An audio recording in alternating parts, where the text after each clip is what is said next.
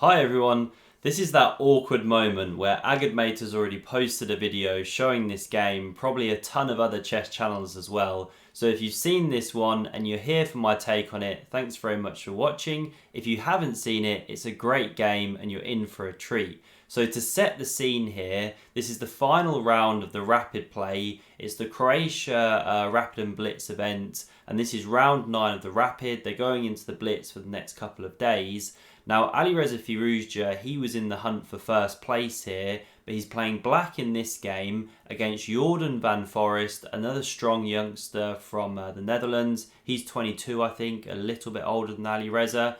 And if Alireza drew this game, he would win the tournament, maybe joint first, but he'd at least win it shared or on his own.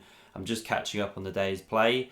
And Jorden van Foreest, if he won this game, he could potentially go first outright on his own. So let's see what happened. Jorden had white, and he kicks off with e4 here. And we soon get this Berlin defence on the board, characterised by after bishop to b5, knight to f6. So you counter-attack the e4 pawn.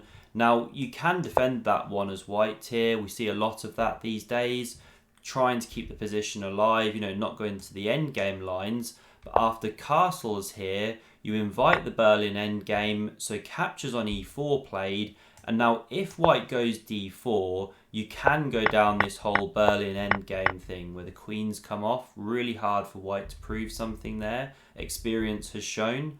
But what we had instead in this game was not d4, but rook to e1 instead.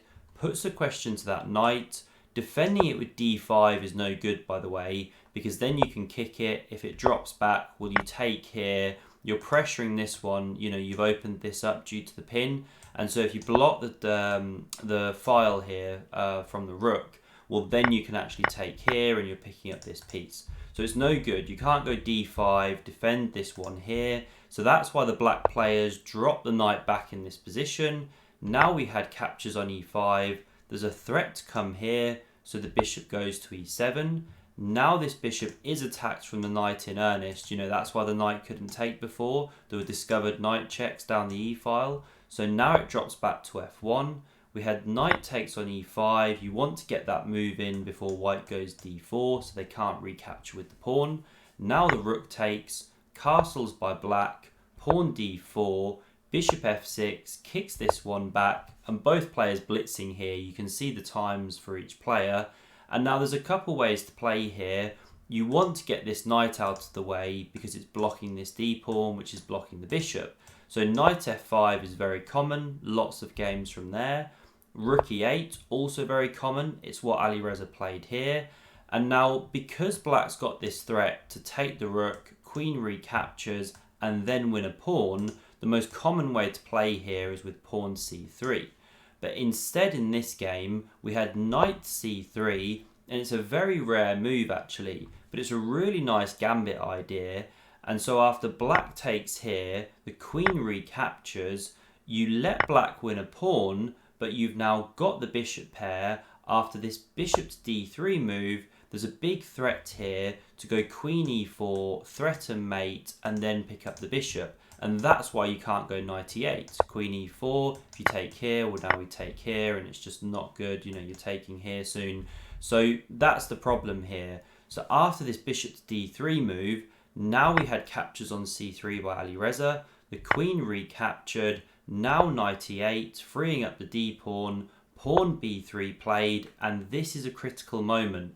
Now this is the great thing about this opening. It's great for Rapid. If this was a classical game, maybe Alireza would have found pawn to d5, but he went with the more natural pawn d6, keeping on the dark squares, trying to blunt this bishop. Now why is d5 a better move? Well, after bishop b2, which we saw in the game, bishop e6, let's say, well, if you go queen b4, harassing this pawn, looking to transfer over here, well, then you can go b6. Queen f4, pawn c5. One of the key things about this whole line is you can set up the big center and actually go, say, d4 here, block out this bishop, but also just coming back here, you stop this queen from ever making use of the e4 square. We see it pendulum along that square in this game. So if we come back here, d5 wasn't played, pawn d6, and now already white is better. So bishop b2 played. Now the bishop developed to e6, queen b4, and this is a bit uncomfortable to deal with already. You know, if you go pawn b6 now, well, we can pivot from the e4 square, we threaten here, and if you block it with, say, pawn g6, well, then we can come back to d4, look down here, pawn f6, queen e4 again, hit this bishop, bishop f7.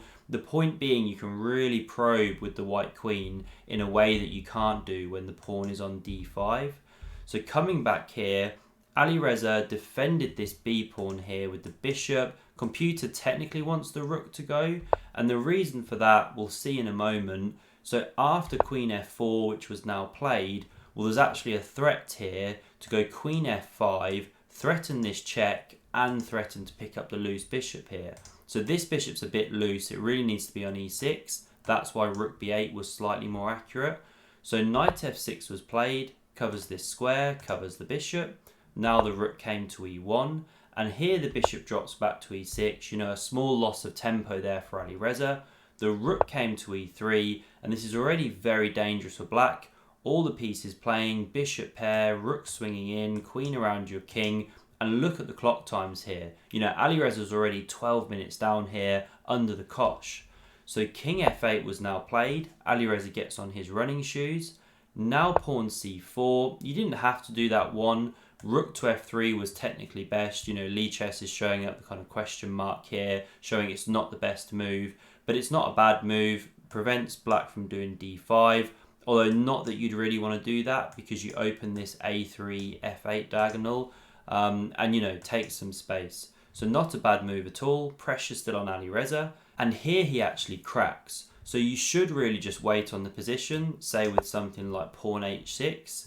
But after this knight h5 move, which he played, this is just a straight up blunder because the queen can duck back to f3, hits this knight. Now going g6 is horrendous. You actually lose a piece because this pawn is pinned. And so after you attack here, there's this threat here. So you have to come back, you know, block this file here so you can't pick up a piece. But then white simply snaps on b7. So they've won back their pawn and the compensation. So now the knight came to g4, and really Alireza's just going for it here, throwing the kitchen sink, really just praying that he can pull something out of the bag. Now the rook transferred to g3, we had rook b8, the queen dropped back, and now queen g5. You know, horrible looking move because you're walking straight into h3. Now Jorden didn't play this, but then Alireza's idea was queen to d2, counter-attack here. But white could even allow this if they wanted to. You know, you can actually take on, take on g7 first, king recaptures, then capture on g4. You're still doing really well here as white. But Jorden decided against that one. Instead, after queen g5, he thought, you know what, I'll just crash through on h7 straight away. Now you can already go queen to d2 here. Probably why Alireza didn't do this is he leaves the protection of this pawn. Although if white takes that one, okay, you come here. Now white's still much better, doing absolutely fine. You know, you can always drop this bishop back to f1. But Alireza doesn't do things in this order. Instead, after queen takes on h7, he first moves the king away. And now actually, white makes a mistake. It's classic Alireza being tricky in how he plays. So the best move here is actually bishop takes on g7. And we'll see why in a moment. Now Jorden takes with the queen here, but by doing this, you leave the protection of the h2 pawn. So now when Alireza goes queen to d2, he's threatening to take here, you know, the knight stood here. And by the way, if you try and chop that knight off, thinking, okay, bishop takes, I'll take back like this. Well, actually, after takes here, then black can take on d3. It's not so good. So you don't want to eliminate that knight. Instead, the rook actually just defended the pawn, but now Alireza's got a tactic. So he checks, bishop blocks is forced, and then can you see the move he can play here to really stir things up? So the move he plays is knight takes on h2.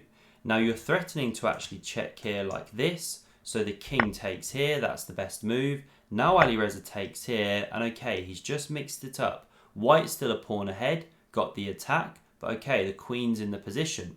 And now Jorden finds a brilliant move here. So he goes pawn c5, and he's just trying to rip open that king position. And if you look at Alireza's clock time, he's about 10 minutes down, down to his last couple of minutes. And his best here was actually takes on c5.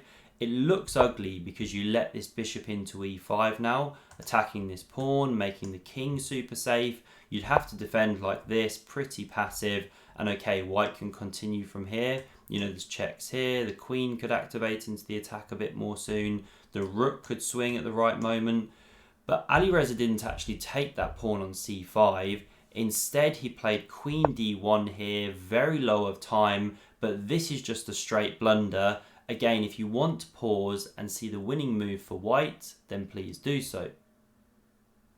So he played pawn c6 here. And this actually forced resignation from Alireza. So why is this so powerful? Well, you've boxed in the king now, and the bishop's coming to f6, and then the queen to the back rank, delivering a checkmate. So the only way to stave this off would be with rook to f8, but now you can rip the king to shreds in a different way. So one nice line here is queen to g5 check, say the king stepped back, and now you can switch over to b5, you're invading here, plus the bishop's about to sit here, so f6 would be forced, then we check, and then we just start eating an absolute bunch of pawns here like this, and then we can swing the queen back over, you cover this h-file from the rook check, and okay, the attack just continues. We're still threatening to take here with the bishop, this pawn could be pushing, just completely over here.